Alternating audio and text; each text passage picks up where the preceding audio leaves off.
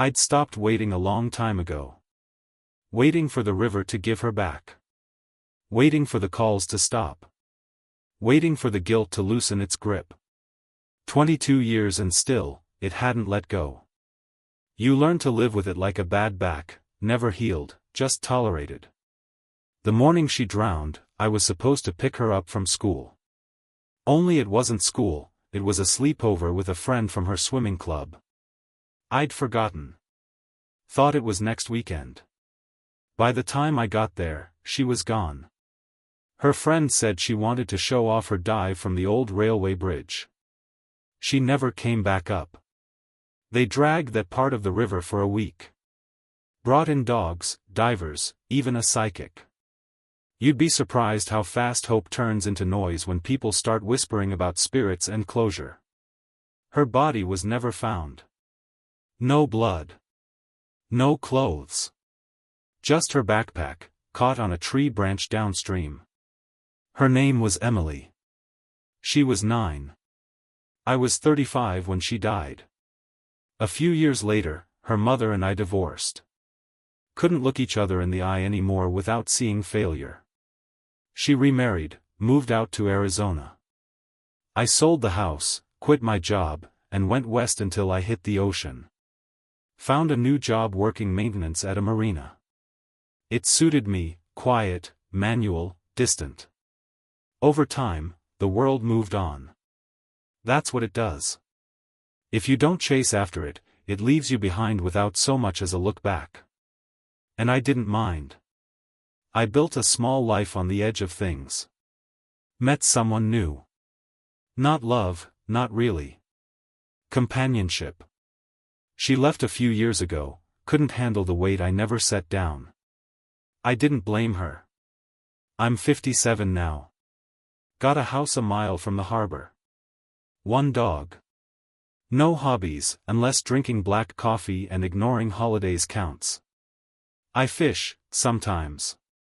Read a little. Watch the neighbors live their lives. Then, last Tuesday, around dusk, someone knocked on my door. Not many people come by. I figured it was a package or a lost tourist.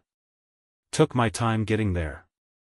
The dog didn't even bark, just sat by the window like she knew something I didn't. When I opened the door, a young woman stood there. Early 30s, maybe. Short dark hair, cut like she didn't care about opinions. Wore a faded denim jacket and carried a duffel bag slung over one shoulder. Her face looked tired in the way only grief or travel can make you. "You're Daniel," she said. I nodded. "That's right." Her eyes didn't blink. "My name is Emily." I just stared at her. Like the words hadn't landed.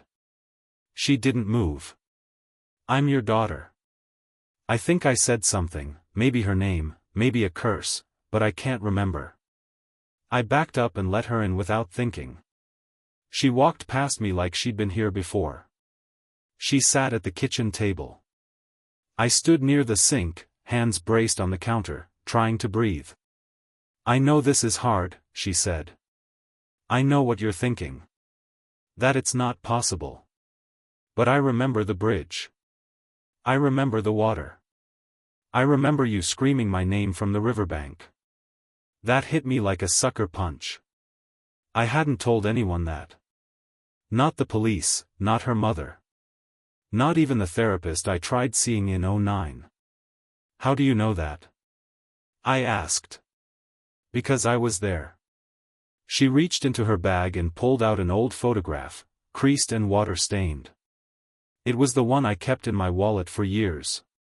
Her, missing one front tooth, holding a popsicle and laughing. She placed it on the table like evidence. "I was taken," she said. "That day. After I fell in. I couldn't speak. My legs were numb. There was a man waiting downstream," she continued. "I hit my head on something, passed out. When I woke up, I was in the back of a truck. He told me I was dead now. That my parents had let me go." She told it plainly. No drama. Just facts. Like she'd rehearsed it. Who? I asked. Who was he? I don't know. I never knew his name. I asked her where she'd been. She said places. Farms. Cabins. A commune in New Mexico. A trailer park in Idaho. Always moved before anyone could ask too many questions. She'd only escaped 6 months ago, after the man died. A heart attack. She showed me the bruises still fading on her arm. I didn't believe her. Not at first. Every part of me screamed to run, to call someone, to find the hole in her story. But then she started saying things. Private things. Like the name of her stuffed penguin, the one we buried in the backyard because it got torn. Or the song I used to hum while brushing her hair. She even knew about the time I lost her at the grocery store when she was 4, and I cried in aisle 7 for 15 minutes before an old woman found her by the cereal. No one could know those things. Unless she was Emily. Unless. You had a birthmark, I said suddenly. Left hip. Like a comet. She stood, pulled her shirt up just enough to show the faint, discolored mark on her side. And then she looked at me, not like a stranger. But like someone who used to know me, who'd waited a long time to come home. Jesus Christ, I whispered. She smiled. Not a happy smile. A tired, hollow one. I thought maybe you'd slam the door. I laughed. Not because it was funny. Because it was the only thing left to do. That night, I made her soup. She slept in the spare room. The dog curled up outside her door like a guardian. I didn't sleep at all. Just sat in the living room with the lights off, staring into the dark, trying to remember how to breathe. And wondering if I was the only one she'd come looking for. Morning came like it always does, slow and uninvited. I'd drifted off around 4, woke up stiff in the recliner with the dog licking my hand like she knew I needed grounding. The house was quiet. I sat up, half expecting it all to be some long, twisted dream. But the duffel bag still sat in the corner. And I could hear the faint creak of the hallway floor. She was still here. I got up, made coffee, 2 mugs this time, and waited for her. When she stepped into the kitchen, she looked just like she had last night, tired but composed. Same denim jacket, now draped over one arm. She hadn't changed clothes. Maybe hadn't planned to stay. You sleep? I asked. She nodded, eyes on the coffee. Like a rock. First time in months. I poured her a cup. We sat at the table in silence for a while. Not awkward, just heavy. There's only so much you can say when your dead daughter walks through the door after 2 decades. I used to dream about this, I said finally. About you showing up. Usually older. Usually angry. She smiled faintly. I'm not angry. You should be. She sipped her coffee. Are you? I looked at her. At the way she held her cup, 2 hands like it might disappear. At the way her eyes scanned the room, not frantically, but methodically. Like someone always taking stock of their surroundings. I said. For a long time. But that got old. She nodded. It does. I still hadn't asked the real questions. The ones clawing at my throat since last night. But I didn't want to start with interrogation. Not yet. Instead, I stood, went to the hallway closet, and pulled out the old photo album. The big one, leather-bound, heavy, dusty. Hadn't touched it in years. I set it on the table between us. You remember any of this? She flipped it open like muscle memory. Page after page of birthday parties, Christmas mornings, a trip to the zoo. And then one of her in the backyard, holding a garden hose, soaked to the bone, laughing. Her fingers hovered over that one. I remember this, she said. You slipped and broke the sprinkler. I turned the hose on you. You got me good, I said. Ruined my only decent pair of shoes. She chuckled softly. Then her face sobered.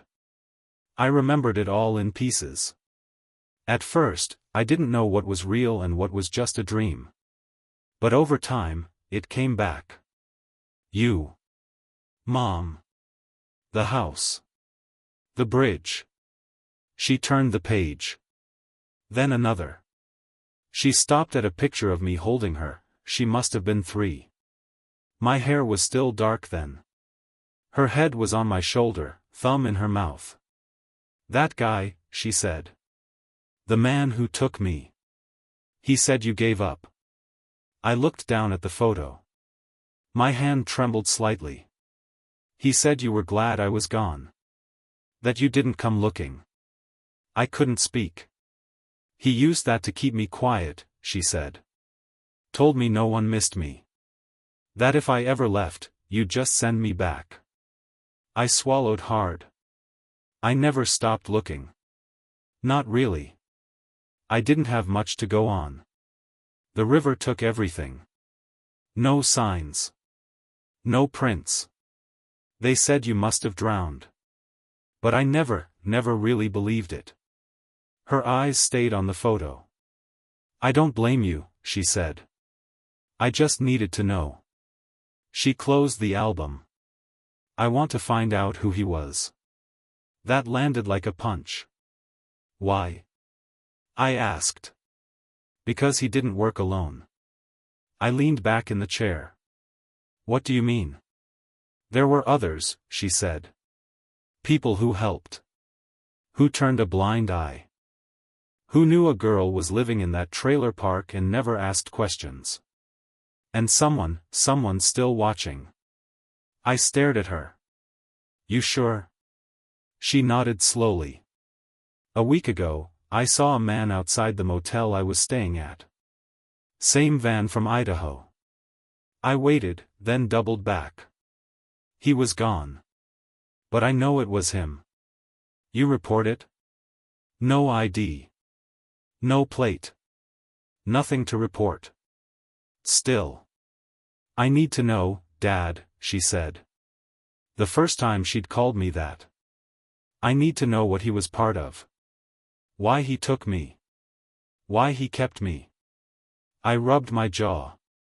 You think it was random? She shook her head. No. I think it was personal.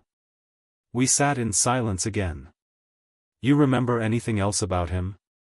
A name, a face? His name changed every few years. First he was Mick. Then Gary. Later it was just Pop. But his voice, deep, gravelly. Smoked a lot. Had this locket he wore. Inside was a picture of a woman and me. Wait, what? Me. Younger. From before the river. She looked at me, eyes hard. He knew me before he took me. Something cold settled in my chest. You're saying he might have known us. I'm saying it wasn't random. I stood and started pacing. My mind raced through old memories, neighbors, co-workers, anyone who might have known where we lived, when we were vulnerable. There was a man, I said slowly. Used to come by the hardware store. Tall, lean, always wore a jacket no matter the weather. Said he had a daughter. Used to ask me about parenting. Once he asked if I ever took my kid to the river. Her eyes narrowed. When? Maybe a month before you disappeared. Could have been him. You remember his face? I'd know his voice before his face. We were quiet again. Then she said, there's one more thing. What? I think he had help from someone on the inside. Inside? Police. Or someone with access to records. Every time I moved, they found me. Not immediately, but always. You think someone covered it up? I think someone kept it quiet. I don't know who. But I'm going to find out. I looked at her, really looked. She wasn't just here to be found. She was here for answers. And maybe justice. You have a place to stay? I asked. She shook her head. Didn't plan that far. You can stay here. You sure? I nodded. If someone's watching, I'd rather they come here. Where I can see them. She smiled. You haven't changed much. No. Just slower. Grayer. Angrier. We both laughed, a little. The dog wagged her tail under the table like she finally approved. That night, I changed the locks. Got the shotgun out of the closet. Cleaned it. Loaded it. Set up a spare key for her and taught her how to arm the alarm system. We weren't just living anymore. We were preparing. Whatever was coming, it wasn't done with us yet. The days after Emily showed up were slow and sharp, like walking barefoot on gravel. I couldn't relax. Neither could she. We tried to act normal, made meals, watched old movies, even walked the dog, but it was like living with a loaded gun on the table. Every sound made us flinch. Every passing car turned our heads. We didn't talk about it much. Not directly. But at night, I'd hear her pacing the hallway. Or see the glow of her phone under the door. She was digging. Trying to remember. Trying to find. Then, one morning over burnt toast, she said, I think I found someone. I looked up from my coffee. She had her phone in her hand, thumb hovering over a photo. Name's Caroline Greeley. Used to run a group home in New Mexico. Shut down 6 years ago. Records sealed. But a girl who lived there posted online last year. Said some of the kids were brought there, never placed through proper channels. Said they came with fake names. You think she was involved? Emily nodded. Or at least knew who was. I rubbed my face. Where's this Greeley now? Small town in Oregon. Works at a thrift store. Changed her name, but same face. I used a face swap tool and ran a match through an old yearbook. I just stared at her. She smirked. You think I just sat in the dark for 20 years? I laughed. No. I think you learned to survive. She stood, grabbed her jacket. We should talk to her. I hesitated. You sure you're ready for that? She didn't answer. Just zipped the jacket and waited.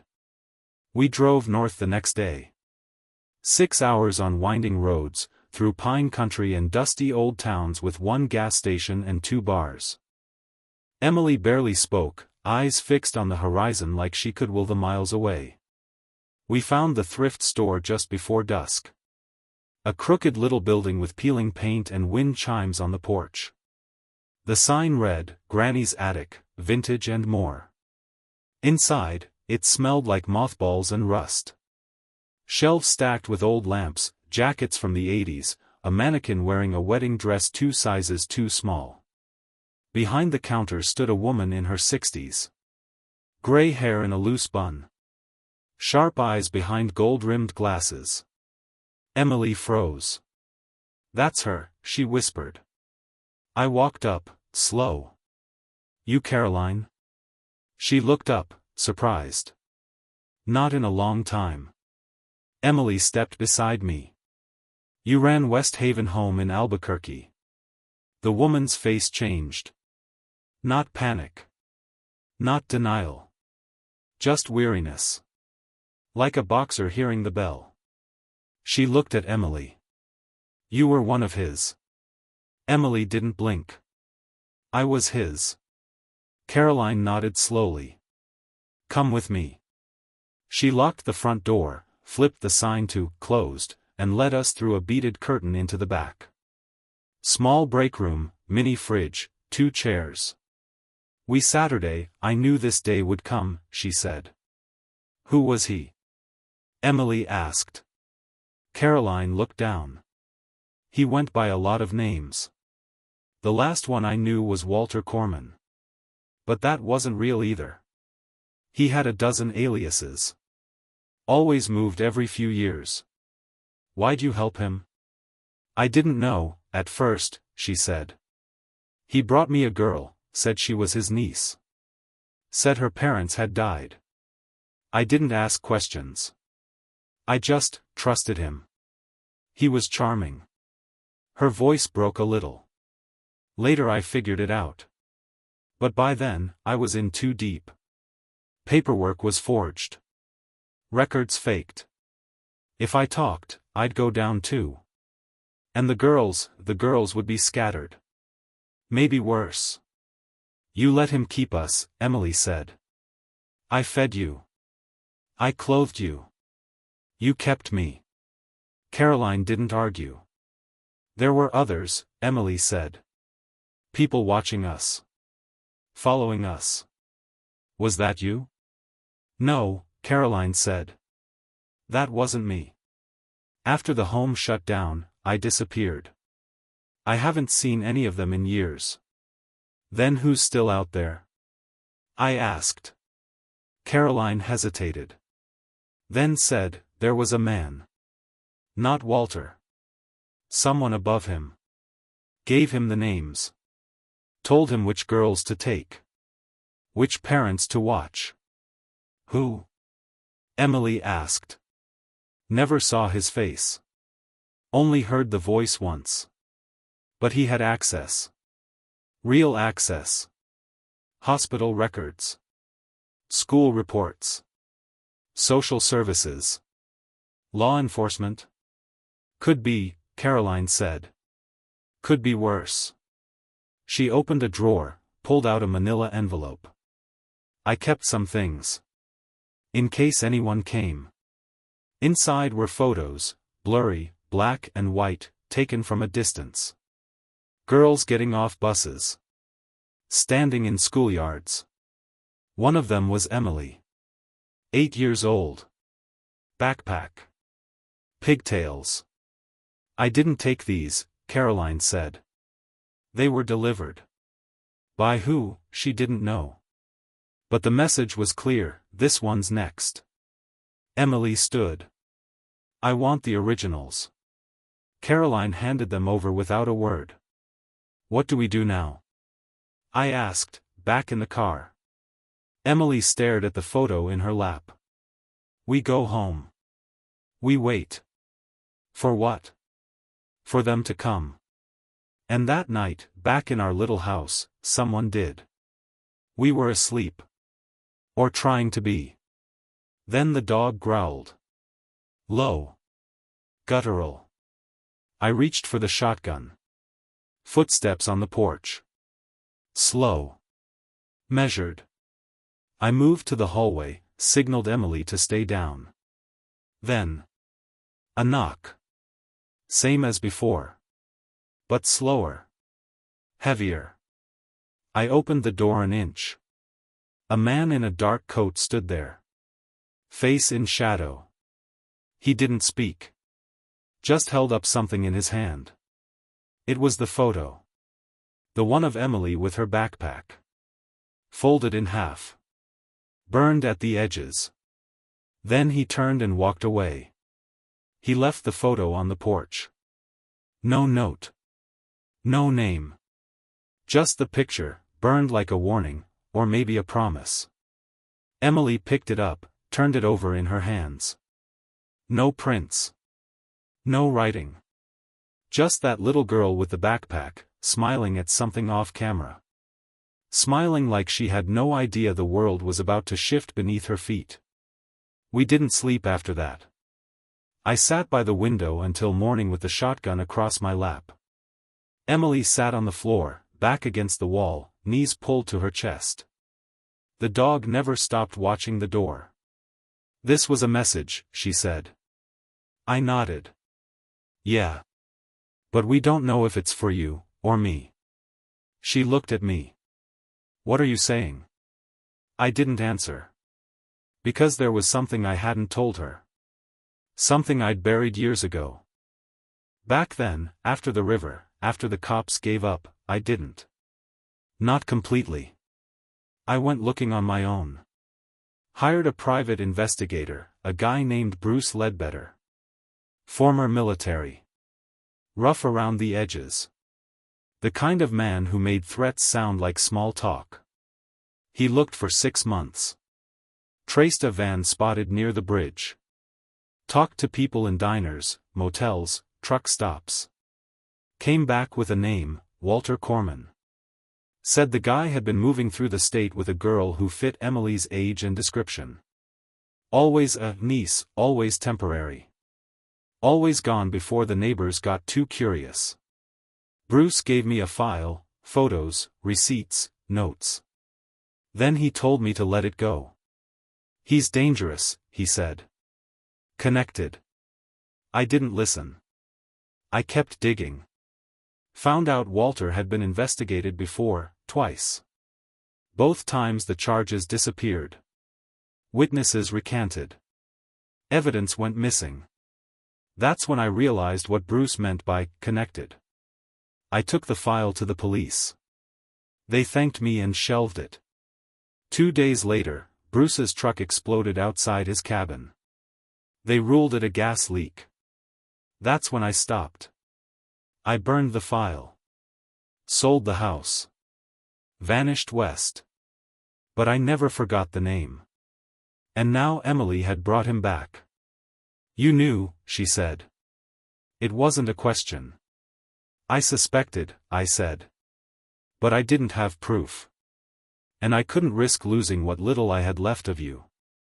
You should have told me. Would it have changed anything? She didn't answer. We spent the next day going over the photos from Caroline's envelope. Most were untraceable. But one had a sign in the background, part of a town name. Emily cross-checked it with old census data, local news archives, even weather patterns. Carson Bluff, Utah, she said. We pulled up a map. Tiny place. Less than 1,000 people. No real government presence. Just a sheriff's office, a diner, and a gas station. She turned to me. We go? I hesitated. If we go there, we better be ready. I've been ready since I was 9. So we packed, clothes, supplies, copies of the photos. I brought the shotgun and 2 handguns I hadn't touched since my security days. I taught her how to use both. She wasn't new to it. Who taught you? I asked. One of the men at the trailer park, she said. Didn't know what he was teaching me for. Thought it was for protection. Turns out it was for escape. We left before dawn.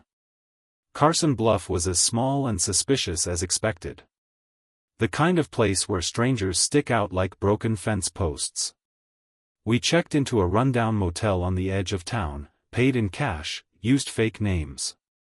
We started with the diner. Locals talk when there's coffee and pie involved.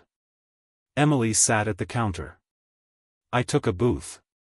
Anyone here know a man named Walter? She asked the waitress casually. The woman froze.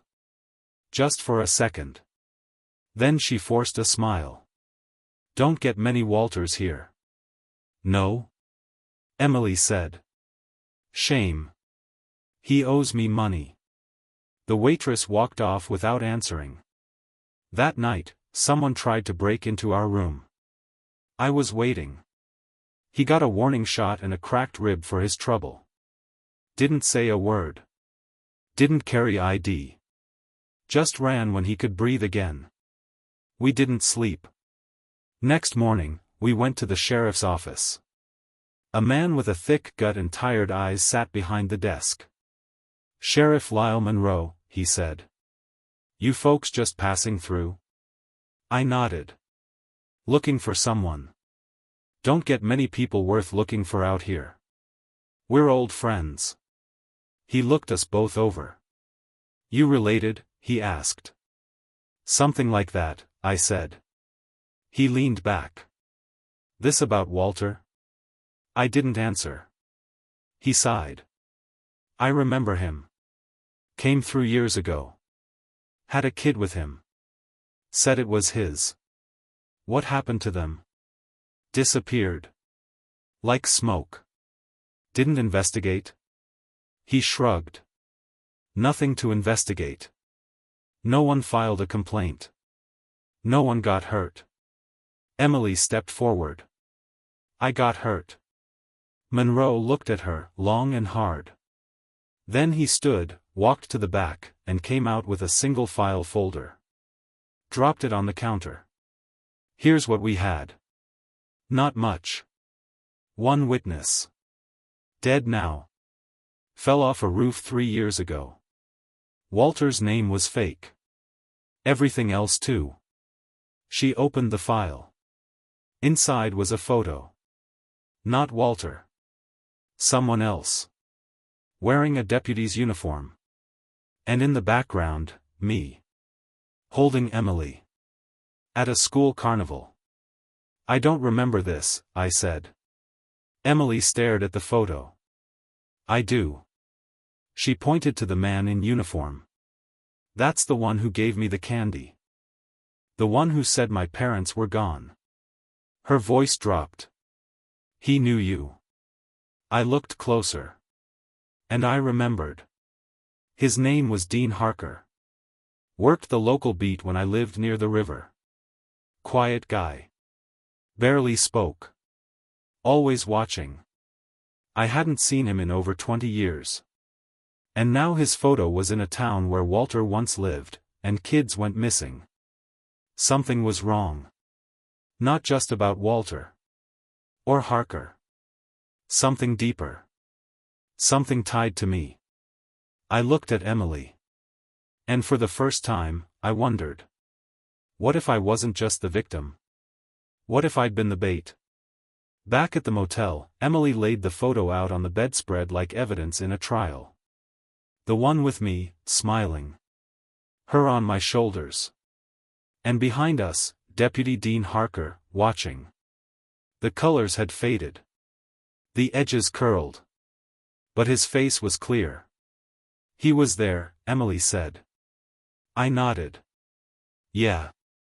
He worked security that day. School fundraiser. I remember now. She looked at me, something tight in her jaw. He gave me cotton candy. What?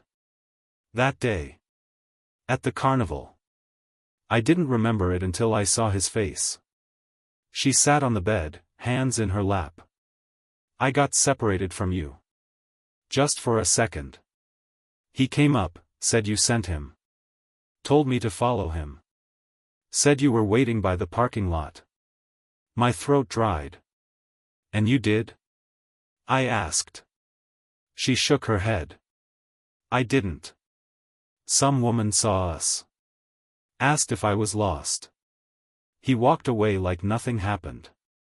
And you didn't tell me? I was 5. I forgot. Or maybe I blocked it out. I sat down across from her. Everything felt like glass, thin and fragile and sharp. He knew me, I said. He was on our street sometimes. Said he was checking in on the neighborhood. Never thought much of it. She picked up the photo again. He was watching us. Even then. We didn't speak after that. Not until morning. We went back to the sheriff's office, but Monroe was gone. The young deputy behind the desk said he'd taken unexpected leave. Where's he live? I asked. The kid blinked. Why? Because something stinks in this town, Emily said. The deputy swallowed, looked around, then leaned in. He lives out past the mill road. Green cabin, no neighbors. But you didn't hear it from me. You scared of him? I asked. He hesitated.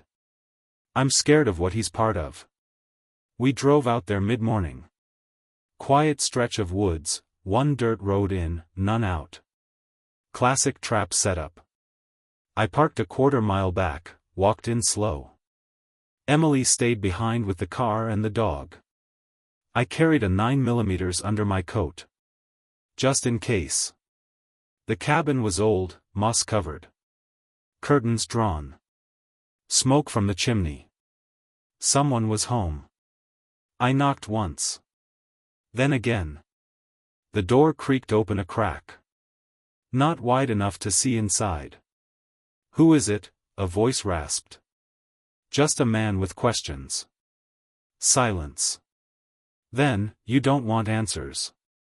"I think I already have them." The door opened all the way. Sheriff Monroe stood there, robe over boxers, hair wild. "You brought it all back," he said. Her face. "Emily." "Yeah," he muttered. She was the one. He walked to the fireplace, sat heavily in an old armchair. "Didn't offer me a seat." "You worked with Harker," I said. He nodded. He was the link. Knew the families. Knew the gaps. The weak spots. And Walter? "Just a cog," Monroe said. "Dangerous, but replaceable." "Why?" I asked. "Why her?" He looked up. "Because of you." That landed hard. "What do you mean?" "You used to work at Calbridge Security, right? Subcontractor for state facilities?" "Yeah. Years ago. You worked a job at Darnell Juvenile Hall. One of the kids there, she got out. You gave her a ride once." I blinked. "How do you know that?" "Because that girl," he said, "was his daughter. Harker's." Everything tilted. She wasn't supposed to leave. "But you helped her. You didn't even know it." "She asked for a ride to the bus stop," I said. "Said she was released." "She wasn't. She ran. And when they traced it back, it landed on you." I sat down finally. "Because my knees weren't holding me anymore." "You're saying he came after me because of that?" "He wanted to hurt you. Make you pay. Not just lose something, lose everything. So he gave your name to Walter. And they took Emily. They watched you for months.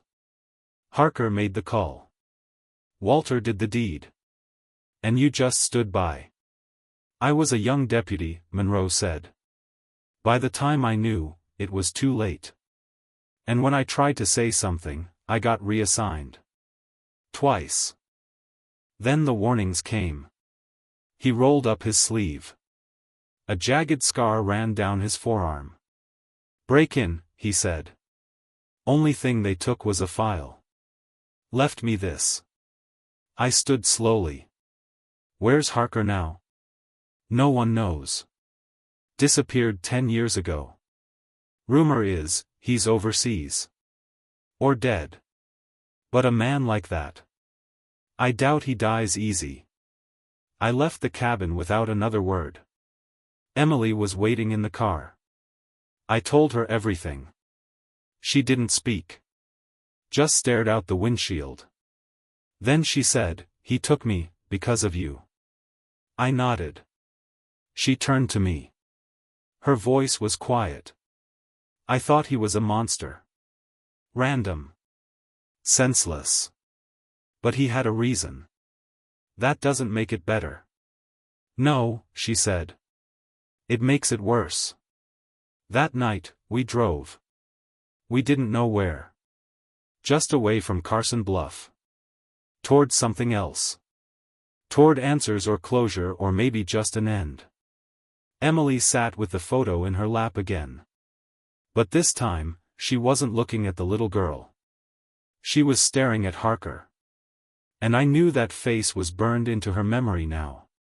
Not from fear. From resolve. We headed north. Didn't have a destination, just a direction. The roads got narrower, the air colder. I drove while Emily slept fitfully in the passenger seat, twitching at every bump. The dog wedged herself between the seats, head on my arm. I didn't mind. Somewhere near the Oregon border, we pulled into a diner shaped like a rail car. Place was half empty. Waitress looked like she'd seen it all and stopped caring. I ordered coffee and pancakes. Emily just sipped water. After a while, she said, "I want to find her." "Who?" "The girl I replaced." I looked at her. "She said something once," Emily said. "When I first got to the trailer. You're the lucky one." Then they moved her. I never saw her again. "Name?" She said it was Tessa. Tessa Lang. I jotted it down. "You think she's still alive?" She was older than me. Maybe 15. Smart. Angry. Too angry for them to keep. But not stupid. She might have made it out. Back at the motel, I ran the name through a few old search tools I still had access to. Public records, old forums, missing persons databases. Most came up blank. Until one hit. A woman named Tessa Lang. Arrested in Spokane 5 years ago for breaking and entering. Case dismissed. But the photo was there. She had Emily's eyes. Not in color or shape, but in weight. You know it when you've seen it, someone who's carried something they shouldn't have to. Same eyes I saw in the mirror some mornings. We found her 2 towns over. Working at a roadside auto shop. I pretended to need a tire checked. Emily hung back. When Tessa stepped out, she didn't recognize me, but her eyes landed on Emily and didn't leave. They stood like statues, staring. Then Tessa said, "No way." Emily nodded. "It's me." I backed off. Let them have it. They sat on the hood of the car for a while. Quiet at first. Then talking, fast and low. Tessa lit a cigarette. Offered one. Emily declined. After maybe an hour, Tessa came over. "I'll talk," she said. "But not here." We took her to a picnic table at the edge of town, near the river. She sat facing the water. Like she needed to see it to keep talking. "I was 12 when they took me," she said. "State custody. Fake records. Said I was being placed with an uncle. Walter. Same guy. Different name back then." She told us everything. How Walter kept moving them around. How there were always 2 types of girls, the loud ones and the ones who disappeared. I survived because I listened. Didn't talk back. Not until Emily showed up. She looked at her. "You made me remember I had a voice." I got loud again. "And they didn't like that." "They moved you?" I asked. "Sold me," she said. Silence. "To a man in Nevada. Said I was damaged goods. He lasted 6 months before I stabbed him with a screwdriver and ran." She laughed, bitter and proud. "Best 6 inches I ever bought." "Why didn't you come forward?" Emily asked. "Who'd believe me? No ID. No family. No evidence. Just a pissed-off girl with scars and nightmares." "But you remember names?" "Most were fake. But there was one. A man who visited sometimes. Never touched anyone. Just watched. Made notes. Drove a black Lincoln. Always wore gloves." "You get a name?" Tessa looked at me. "Only once. He got a phone call. Answered it, Harker speaking." Emily's hands clenched. "He's alive," she said. Tessa nodded. "Looks that way." "Where?" "Last I heard. Alaska. We got a room that night, 2 beds, 1 gun each." Emily stood by the window, staring out at the dark. "You okay?" I asked. "No." "Want to stop?" She turned. "No." I nodded. She sat on the edge of the bed, pulled out the photo again. But this time, she unfolded something from behind it. A second photo. One I hadn't seen before. It was me. With Harker. Leaning on a truck. Smiling. She looked at me. You don't remember this? I didn't. I think someone set you up, she said. And you didn't even know. I took the photo. And the memory came. We were at a fundraiser. That truck was borrowed. That smile wasn't mine. And behind us, blurry in the background, was Caroline Greeley. Smiling. Watching. We were in Washington now, close to the border. The roads were wet, trees heavy with fog. Emily had barely said a word since we left that last motel. Tessa had given us a number before we parted. Burner phone, she said. Call me if it gets bad. Or if you find him. Her and Emily didn't hug goodbye. Didn't cry. Just nodded at each other like survivors sharing a trench. We drove in silence for hours. Then Emily said, You ever think she was involved? Who? I asked. Caroline. More than just turning a blind eye. What if she was part of the whole thing? I didn't answer right away. I'd been thinking the same thing. That photo, I said. The one from the truck. She was in the background. She knew Harker, Emily said. She had to. And she knew me. That part hadn't sunk in until now. Caroline Greeley, this woman who claimed she was just a pawn, had been on the periphery of my life before Emily disappeared. And she'd never said a word. Emily reached into her bag, pulled out an envelope, one of the ones Caroline had given her. She laid out the photos again. There, she said, pointing. It was another group shot, kids in Halloween costumes. Behind them, a table of snacks. And standing just behind that table. Me. Holding a tray. Serving drinks. I stared at the picture like it was a lie. I don't remember this. Emily's voice was low. I do. You were there. That night. At the camp. What? She nodded. They told me it was just a dream. That I was imagining you. But now I think they drugged us. Showed us things. Made us forget the rest. My throat went dry. I wasn't just the grieving father. I had been inside the place. I didn't remember it. Not clearly. But now flashes came, hallways painted pale yellow. The smell of bleach and dust. A bell ringing in the distance. What if they used me? I whispered. Emily looked at me. Her voice was steady. What if they still are? We stopped in a town called Cold Creek, tiny place just south of the Canadian line. I told the clerk at the gas station we were looking for work.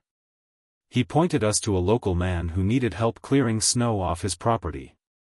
Paid cash. No questions. It gave us a place to lay low. To think. We stayed in an old cabin behind the man's barn. No internet. Spotty reception. It was quiet. Almost too quiet. Emily started writing everything down. Her memories, the names she remembered, the routines. She drew maps of rooms. Faces. Symbols. One night, she showed me something she hadn't before, a tattoo on her ribcage. Faint, almost gone. It was a brand, she said. Not ink. Burned in. A symbol, a triangle with 3 dots. I'd seen it before. In the burned file I thought I destroyed 20 years ago. Calbridge Security. My old company. The pieces started clicking. Calbridge had contracts with juvenile facilities. Detention centers. Group homes. They provided support personnel. That's how I'd gotten assigned to Darnell. That's how I'd met Harker. He wasn't law enforcement. He was contracted. Private. Calbridge had buried it all under shell companies and mergers. But it was there. Emily's abduction. The home in New Mexico. The camera files. The transfer papers. I was never meant to know. But I had. And I'd forgotten. Or someone made me forget. Emily confronted me in the snow the next morning. You were there, Dad. I didn't know. She didn't raise her voice. She didn't need to. But you were there. I nodded. I think I was. And now they know we know. That night, the dog barked. Someone left a package on the step. Inside, a cell phone. Burner style. It rang. Emily answered. A voice on the other end. Calm. Male. Hello, Emily. She froze. I see you've remembered quite a bit. That's unfortunate. Who is this? You don't need my name. But your father does. Emily looked at me. Put it on speaker. The voice continued. Daniel. You were part of the clearance crew. Calbridge Unit 9. Do you remember? I didn't answer. You should. You were good at it. Real good. Until you got soft. Emily was shaking. The voice dropped. Stop digging. Or we come for her again. And this time, we won't let her live. The line went dead. We sat in the dark for a long time. No more doubts. No more blurred memories. They were real. They were watching. And they were scared. Because we weren't just digging up the past. We were about to bury it. I didn't sleep that night. Neither did Emily. We sat across from each other at the cabin table, the cell phone between us like a snake. Every so often, the dog growled low, like she felt something neither of us could name. Emily had a map open, of the state, of old Calbridge offices, of ghost towns that once had contracts and now didn't exist. She was tracing a line with her finger, over towns we'd passed, jobs I'd worked. Unit 9, she said. I nodded. I remember that name. Not clearly, but it was on jackets. Files. Keycards. You were clearance. I looked up. I don't know what that means. She leaned forward. I do. Her eyes were cold now. Focused. I think clearance meant something else. Not security. Not backup. I think it meant disposal. Jesus, M. She didn't blink. You were the one they sent when things got too loud. When girls like me started making noise. Or when places like West Haven needed to be shut down. I said nothing. Because somewhere, deep in my bones, I knew she was right. But you didn't finish the job, she said. And I think that's why they kept me. We drove east. Toward the last known Calbridge facility, an abandoned industrial site outside Coeur d'Alene. Supposedly shut down 10 years ago after an audit. But the land was still marked, private security clearance required. They hadn't sold it. Which meant it still mattered. We parked in a clearing, half a mile from the main gate. Walked the rest. Cold wind biting. Snow shallow enough to hide prints, but not tracks. The place was surrounded by a fence topped with old wire. Half the signs were sun-bleached. The cameras were busted, some literally hanging by their wires. But the lock on the main gate? Brand new. Emily picked it in under a minute. Inside was a maze of concrete buildings. Warehouses. Offices. Storage. All dark. All silent. We split up, me toward the eastern wing, Emily toward the records room we'd mapped out the night before. She carried a 38 now. Wore it like she'd been born with it. I carried my 9mm and a flashlight. The eastern wing still smelled like bleach. Inside, I found rooms that weren't rooms, metal tables, rusted restraints, boxes labeled material disposal. Some had names. Most didn't. One box held VHS tapes. Labeled by year. I didn't watch them. I didn't need to. Emily called me over the radio. Found something. I met her near the far end of the main building. She stood at a door half hidden behind an old mop closet. The sign had been scraped off, but faint letters still bled through. U9, command. We opened it together. Inside was a control room, dusty but intact. Monitors. Filing cabinets. A terminal still hooked up to power, thanks to a backup generator buried underground. She went straight for the cabinet. Pulled files, fast, efficient. Then she froze. Held up a folder. My name was on it. She opened it slowly. Photos. Logs. A full work history. Daniel Holt, Clearance Specialist, Unit 9. Every job I'd done for Calbridge. But one page stopped her cold. It was a transfer order. For Emily Holt. Date stamped 2 weeks before she disappeared. Signed off by 2 names. Walter Corman. And me. I stared at it. My hand started to shake. I didn't sign this. It's your signature, she said. It's a forgery. She was quiet for a long time. I want to believe that. I swear to you, Emily. I want to believe it, she said again. But there's more. She held up a second page. It was a clearance report. The kind that followed every transfer. It was stamped, terminated. Only someone had crossed it out in red ink and written, hold. Suddenly, every piece clicked into place. They were going to get rid of her. And someone, Harker, maybe, changed the order. Why? I looked at Emily. She was staring past me now.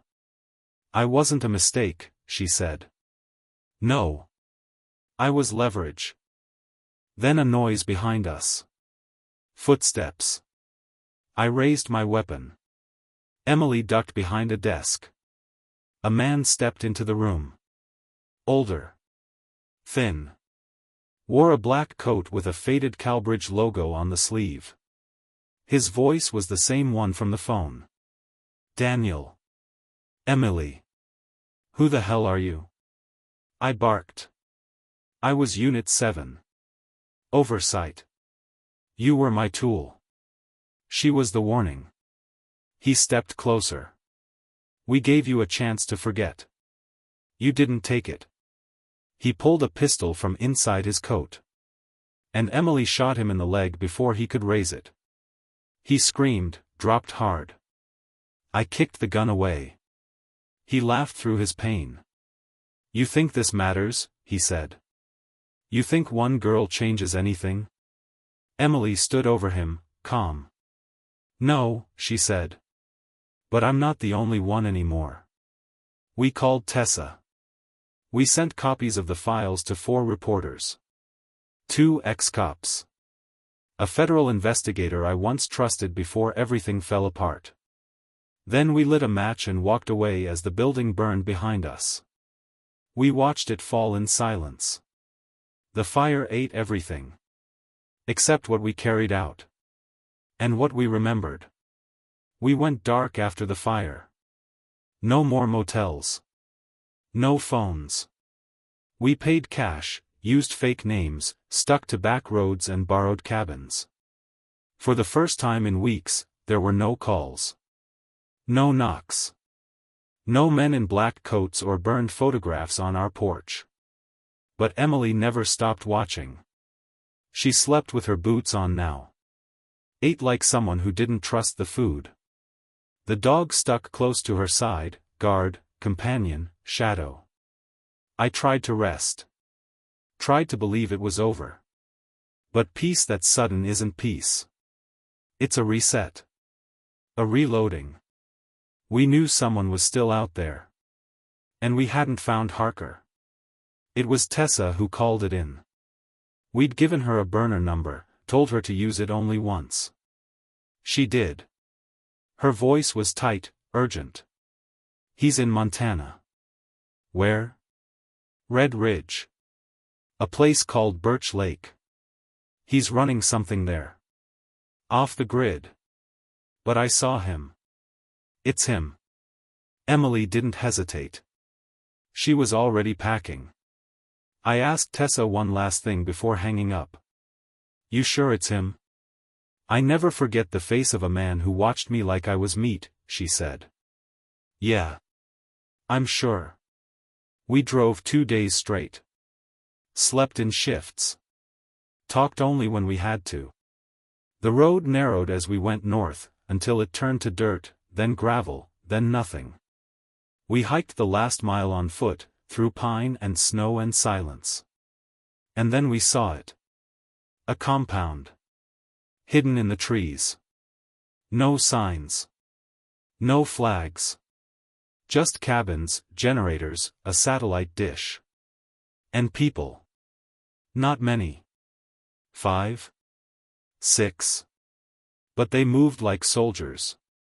Emily crouched beside me. Whispered, "This isn't a hideout. It's a base." I nodded. They're still running something. She looked at me. We go in tonight. That night was cold. Dead still. Even the trees seemed to hold their breath. Emily carried the .38, I took the shotgun. We wore black, boots soft, steps slower than fear. We breached the fence at the south end. Avoided the motion lights. Slipped between the cabins. She pointed to the largest one, logs, 2 stories, dark windows. Office, she said. We crept up. Found the door unlocked. Inside, maps, files, 2 laptops, 1 old projector. And a wall of photographs. Not just Emily. Not just Tessa. Dozens of girls. Dates. Heights. Transfer codes. Some faces had red XS. Some had the word, culled. Emily stood frozen. Then turned and smashed the projector with one clean blow. We downloaded what we could. Took photos. Left the rest. No one saw us. Not that night. We holed up in an old ranger cabin 30 miles out. Sent the files to the people we trusted. It was all there, evidence of trafficking, of faked adoptions, private buyers, foreign transfers. Harker's name appeared 5 times.